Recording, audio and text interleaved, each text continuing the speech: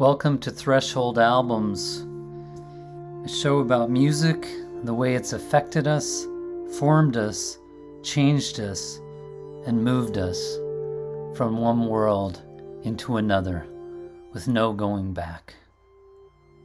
I am Mark Davis, today's host, and I'm a songwriter and singer and lover of music. And today, my longtime friend, fellow musician, and fellow lover of music is going to be talking about one of his Threshold albums, which is Revolver by the Beatles. Yep. Welcome, Joe Hines. Hi, Mark. How are you? I'm good. Awesome.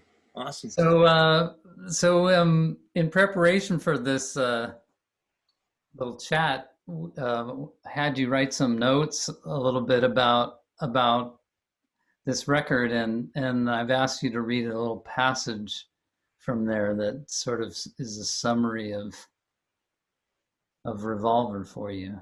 Sure. I'll share it. To me, Revolver was a wide, deep musical swimming pool where I first swam diving under the surface and feeling the water on every inch of my skin and then surfacing again. It was a soundtrack for my most innocent days, and it's been a friend I could lean on when I was broken. The fact that I went on to learn multiple instruments, taught myself to sing, played in school bands and garage bands and church choirs and the rest.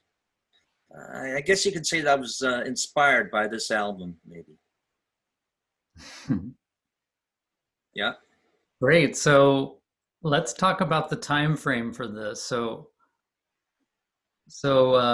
age, how it came to you. Yeah.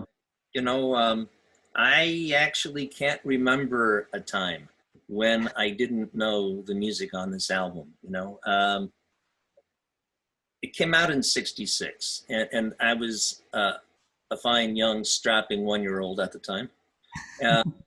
My dad was kind of, eclectic, really intelligent guy. He didn't like rock music at all. But he certainly saw that this was something that was going to be important. So when the album came out, he brought it home for me. And that was the stuff that I literally cut my teeth on.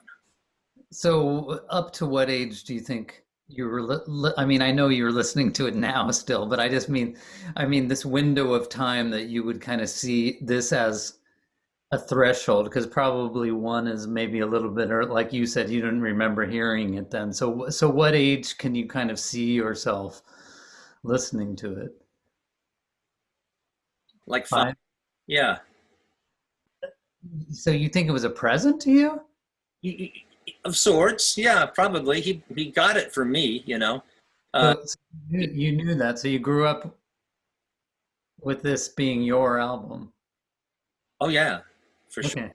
Yeah, and I have this little tiny toy record player, with the little speaker built into the top, and one of those tone arms that had the big fat needle on it. And most kids, I remember, were playing Disney records on theirs, and I was listening to Tomorrow Never Knows. So you can remember that. You can remember putting the record on this little Oh yeah, record. oh yeah, playing it until the grooves were almost worn all the way through. Yeah, absolutely. Okay, what does that room look like, or what is the where are you listening to this? We lived in this 1920s vintage apartment building, and it was really, at the time, a really beautiful building, crown molding in all the rooms, and these old-fashioned radiators that the water ran through to heat the rooms up, and wooden floors. And my room was a combination of the den in the apartment and my bedroom, and I had this double bed in there that I slept in because it was a big enough room for that. And I remember the little record player being on the floor at the side of the bed. I can just picture this still. And then just listening to that thing over and over again. Yeah, Okay, yeah. great. It might be difficult to put a finger on it because you're so young and you don't have a strong memory of who you were before listening to the record. But I mean, if you're gonna somehow summarize like what the threshold was, um, you know, in terms of what kind of door this opened up compared to who you were before and after.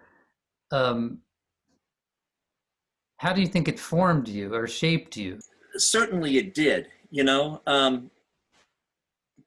Remember, I had been born in Latin America, and I was brought into the U.S. at a really young age, so that I don't really have any real memories at all of Colombia. But had I grown up in Colombia, my life would have gone a very different direction than it did having grown up in the US.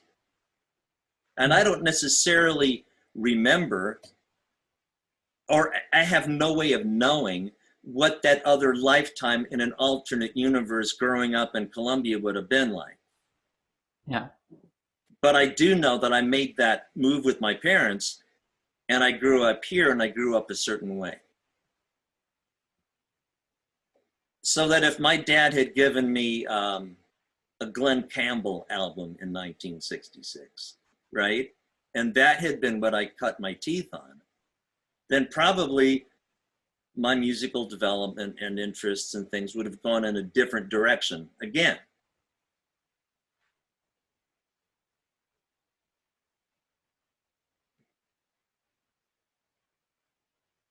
And so I guess that's the best way I can put it. So tell me the qualities that you treasure that you feel this album gave you. Qualities of what? Of myself? Of what? Yeah, of experience or Well, I think I've always been, in certain respects, pretty adventurous, pretty open to new experiences.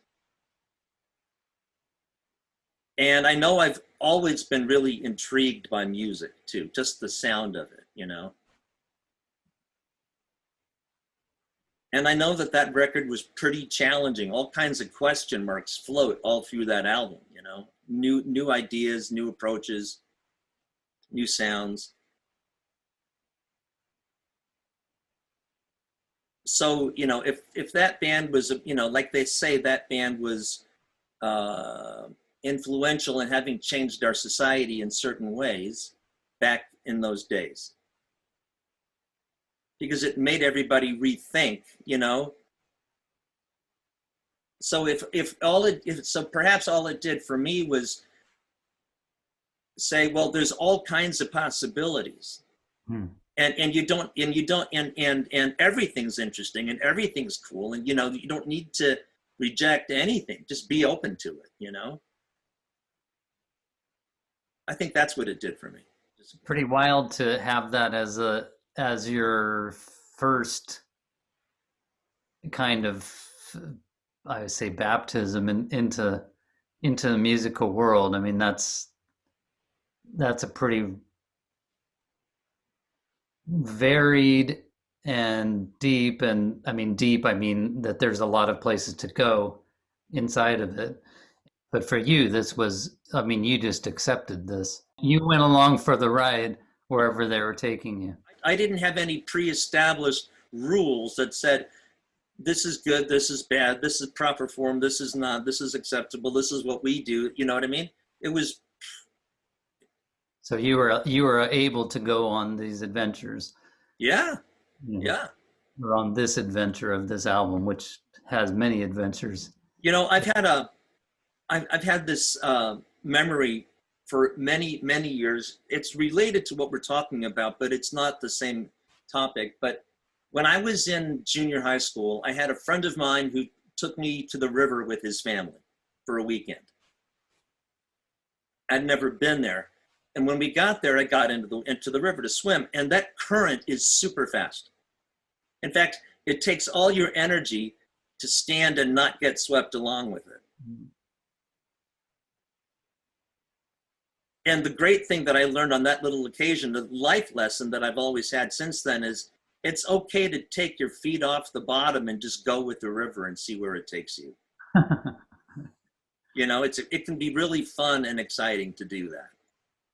And that's what happened. That's what happened with this record. yeah, Yeah. You didn't even think twice about it. It was just you were just in that river because of the circumstances that yeah, that you were born into. yeah, yeah, exactly. Cool. Cool. So I've got another section that I'm asking you to read is a summary as our closing. Revolver set my musical taste early in life, which is actually pretty good tutelage for somebody who's remained so steeped in music to this very day.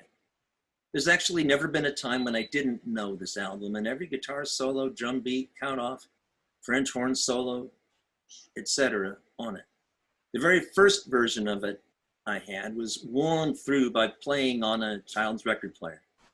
The kind with the built-in speaker on the top and a Hines removable top. And for years, it was the only record I owned until my dad came home with another album for me, Simon and Garfunkel's Greatest Hits in early 1970s. I got to know Revolver so well that I could actually fully imagine every song and every note to completion in my memory. I didn't need to play the album. I was the album. Thank you, Joe. You're welcome.